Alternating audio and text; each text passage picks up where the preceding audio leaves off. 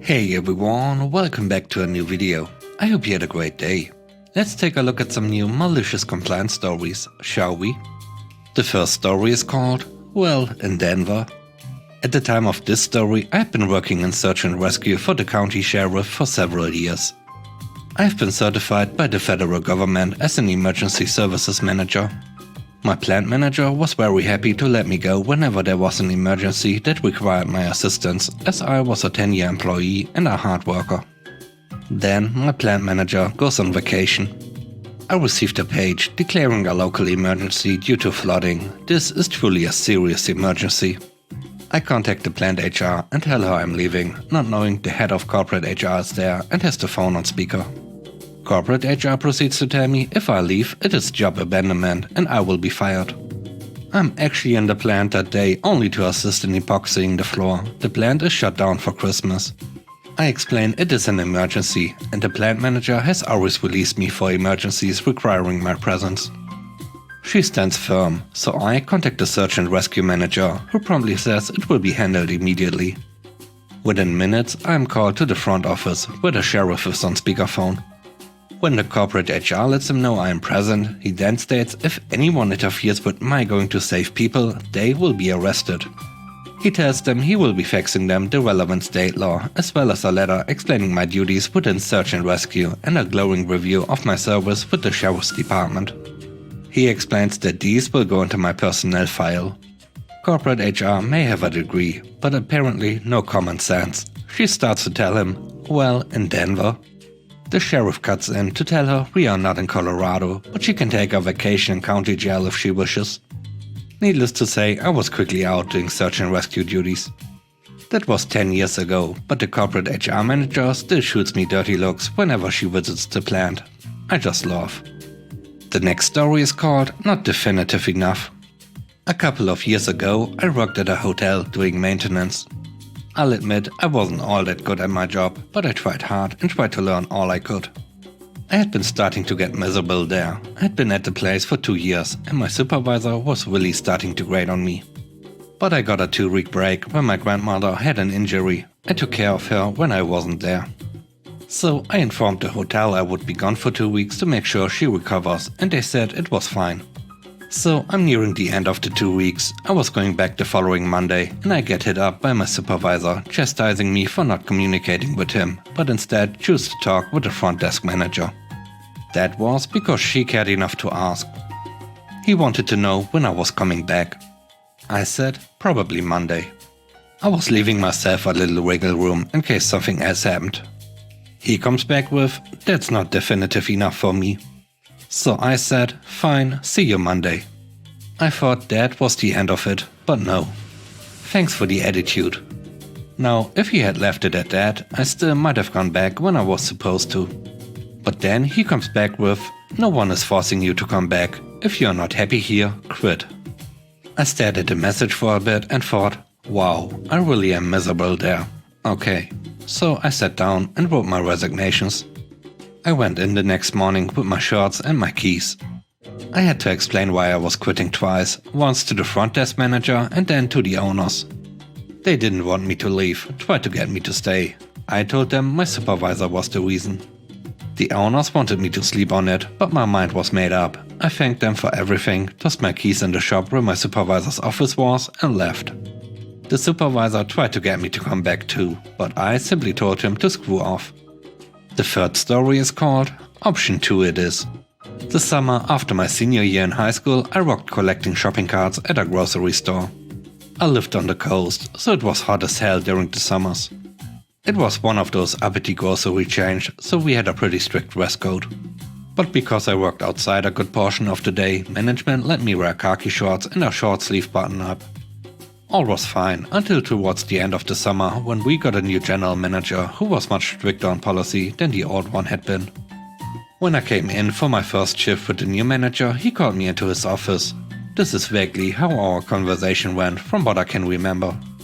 There have been some changes. Your uniform is clearly lacking in several areas and I need you to correct it. We need you to go home and change into pants and a provided long sleeve button up. I was thinking he had mistaken me for someone who works inside.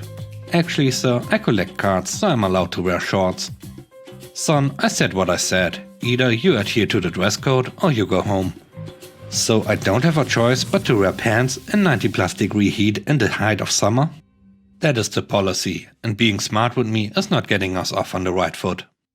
Alright then, I'm going home. Good, thank you for your understanding.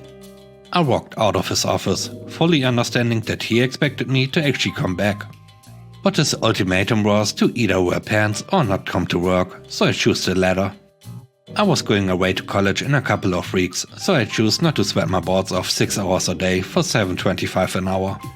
I was at home about an hour later, chilling, talking to my friends on Xbox 360 party chat, and I got a call from my manager, furious. He was asking me why the hell I was taking so long, that we were swamped and desperately needed a card collector. I told him I wasn't coming back. Of course, he didn't take this well. He told me to get back there right then, or I would be fired, to which I responded with, well, I thought that was the idea. He was absolutely dumbfounded. He hadn't expected me to call this bluff on something he considered to be so inconsequential, because he wasn't the one outside pushing carts in the heat. He tried to talk me into coming back, but I told him he gave me 2 options and I had chosen option 2. I never went back into work. I found out that the card collectors were only made to wear pants for a few days after that, until the new manager relented and let them wear shorts. I never got a call with an apology from him, but I didn't care. I enjoyed the time off before going to college. The last story is called "Shouldn't Mess with the One Guy That Makes It Possible." I worked in the service industry, well, to some extent, for about 2 years before the 2020 changes came. When I say to some extent, what I mean is I wasn't really serving anyone. I worked in a department called back office, or BO for short. This is where goods come and go. Our department has 2 jobs, to check and to input, therefore we call them checker and data. The checker's job is to make sure that all orders are eligible. This included quality and quantity. After a checker has confirmed the order, the data will then input the information regarding said order in the system, after which the merchandise is ours and will not be eligible for a return. Therefore, our department was extremely important. The work was stressful and more often than not heavily supervised. We used to have 8 people working at full capacity during the normal days and barely managed to get by. There were weeks when we had to work overtime almost every day just to get everything running in order. Because of these overtime hours, we got paid more than other departments, nearly 30 to 40%. Of course, this sparked controversy. Other supervisors argued that we are using our workload to exploit the company. Mine was having none of it. There were audits, sessions, supervision from the higher office, and they found nothing. They even tried to bring in another crew from another store that's closely related. They quit as a whole after 1 month. When we got back in control, we even requested more hours to cover the things that they had left behind. Eventually, the store stopped trying to change us. Instead, they tried to limit our hours. We used to request 2 or 3 hours on busy days before, but then, even when the store was practically buried under mounds of goods, they only let us do 1, very rarely 2. We tolerated it at first. Normally, we would stay past the requested hours to see things done. Not because we loved the job, God no, but because we are responsible workers, and if we didn't finish the work that day, there were chances we'd get consumed by the flow of goods the very next day. But it was usually 30 to 45 minutes of those extra, 1 hour top. When the change happened, there are days we had to do 2 hours extra, with no pay. Yes, we should have said screw it to their faces, but my supervisor asked us to stay, and he tried to fix things. He's a super cool dude, and because I liked him very much, I agreed. The others weren't so cheerful, 3 left after a month, so we are down to 5. Our team then was 3 checkers, 1 data, and a cool dude. Us checkers suffered, yes, but the data was on the verge of collapsing. She would be the first to enter the office and usually the last to leave. Her shift was 8 hours, but she worked 12 or more every day. More often than not, 2 or 3 of them were unpaid. We tried to share the workload with her, but we couldn't even cover our own most of the days. The supervisor's objection to the work hours came to no avail. They were aware that we deserved those hours, so they simply ignored the request and responded with something general. He's mad. It was July, and the heat should not have come from the company as well. He requested a full audit, threatening to leave if things didn't change. They basically told him to either take it or go home, so he just left. He's the third person they fired in 3 years to manage that office, so they thought he's just as disposable as the others. What they didn't know was that he's the only reason I and the data girl stayed.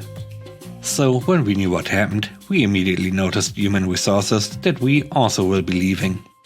They threatened us with penalties for unlawfully terminating our contracts because we hadn't given them 2 weeks notice. But we laughed it off and reminded them that being the special department, the back office was given an extra 3 days off each year, which totaled in 15 days. Also, our contract stated specifically that if someone quit, they could choose to either use their remaining days off and leave early or get them converted into payment. They were so surprised when they found out that we all had our days off fully intact. It's almost as if we had been too busy to use them, so they couldn't do anything about it. We then left the office with everyone's eyes shooting daggers. Of course, everything plunged into chaos. Did I mention that we are the most important department in the whole chain? Because we were, and they found it out the very, very hard way. The other 2 guys managed to last a week before also leaving, citing something like total madness or absolutely out of control. After they left, the store brought in a team of 10, but they couldn't have covered half our work despite being twice in number. Honestly, I didn't care about it that much, but it's not something that flew by. There were days when their store had nothing on the shelves, so people started to go to the other store in town to shop. When they got things back to somewhat normal, it was after 5 months and the damage had already been done. They closed last month and the place is now rented to some small business. Thanks for watching. I hope you enjoyed the video. If you did, please hit the like button. Have a great day. Stay safe. Bye bye.